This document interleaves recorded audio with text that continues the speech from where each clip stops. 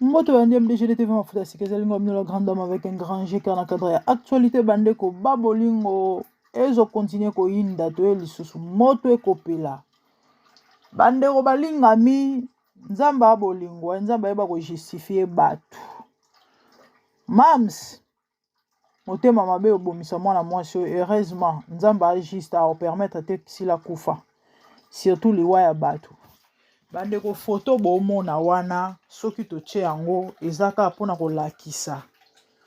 kolakisa motema mabe pe misala ya mabe ya bato ya théâtre mwana bomona ya bebe wana mwana Davina botala sila modèle azo ko dorlote mwana wana botanda azo chérir bebe wana azo ko tombola azo bwaka likolo na sourire fo mona ke non affection bolingwa mama kulutu akopesa na mwana ye tango Davina kufelaka mama parmi bato bazala pembeni ya Davina pona ko consoler ko réconforter Davina si la bisalo preuve bilili yango wana ba archive yango bomoni te nzamba juste botala nde nzamba justifier si la bisalo yango wana mwasi efo akangama na nzambe vraiment parce que mokolo sila kotika nzambe akoya neti papier mais na kombo na ye so kotika mpe nzambe te nzambe pa kopermettre yango te bandeko botala sila na mwana Davina kande balobaka Jida azalaka mosika te Jida azalaka pembeni na yo vraiment il faut za motema mabe elobaka ta cuisine ya nika faut za motema mabe po koma na baniveau oyo ninga nakosalisa belvi baje nakosalisa blague mais sila te sérieux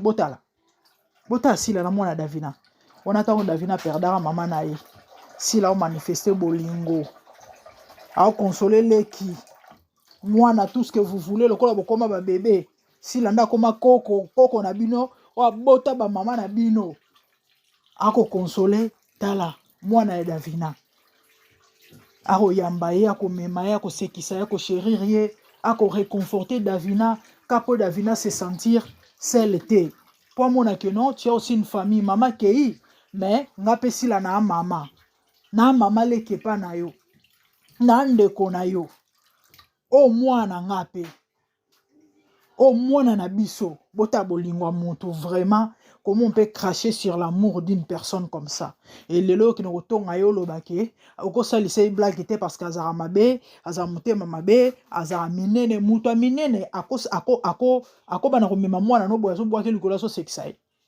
et na miso bato akosala des arts akozongisa ba okitsa ko matsa ko kotsa ko bimisa nandenga azo ko manifester bolingo pa na mwana bongo pour réconforter au koufeli maman aza bien na yo les amis l'ingratitude est condamnable et le baba français na vie il faut aux la reconnaissant la Bible même le dit sur autant 1 Timothée 5 quelque part na habite son verset attends 17 de prier sans cesse quelque part wana au moins la Bible le ba soyez reconnaissant les amis na vidéo autour d'un message na likana te ya mutu mo reconnaissance ya reconnaissance futaka reconnaissance foutard. La Bible a dit soyez reconnaissant. Ici, il s'agit de la reconnaissance envers Dieu et envers l'homme. Oui, quand tu es reconnaissant, et à au foutayo sous d'une manière ou d'une autre. Les amis, quand on a l'autre fois, si elle n'est pas parfaite, c'est un être humain, c'est une personne qui a une faiblesse. Ah oui, tu peux taper ma bakuna monoko, na bandenge belé. Mais néanmoins, a quand même mon kimia. Preuve, et au monde na marambo ya zobika. Parce que soit azali muta ozanga ya koluka ba problème to problématique to kopelisa ba moto to ngato mona ngo par rapport ya ba réaction na ba mamunyo sur les réseaux sociaux to pe ba mamunyo sur le ba na kombo na ye soki sila azali muta kotonga ba na ba voice na lobite ke abeta atanga komba mutu te na monoko parce que mutu il y a de ces choses là inévitables mais soki azali muta kotonga ba na ba voice na ba groupe WhatsApp bande ko bon dimelanga modèle ka balingela ke wana te ndeza irezika kala tonga to bana koyoka ba voice asila mikolo nyonso tongo midi pokwa parce que ndazana deja balukaka ye na mbeba mukolo bakozwa ye na mutambo asambolo kola mbongo kala mais amuto ba vi wana te vous comprenez yango moni nzamba obundele kaka Parce que epa nzambe bible lobi favoritisme ezalaka te. So amabe o amabe. So oza bien oza bien. Ba faiblesse ba faute ba erreur na yo nzamba o compatir parce que oza quand même juste. Oui, botala ba makambo boye vraiment. Mwana batu akolinga batu mais batu balingi yete. Si la lingi batu mais batu balingi yete. Et pour votre information ceux qui Davina joue sous na SBT. Et ça parce que s'il avait compris que mon ambu mamabe et sagement sans toutefois lo baeloko a écarté kana malembe abenga ke souté. Ah oui c'est ça la haute sagesse. Côté pendant la longola rasila yango wana. A moi mwasi moko amayela timba. A lobelo te. Sixième sens c'est ça likamba la moi poser action topé acte. Silencieusement et sagement a lobelo te a poser acte.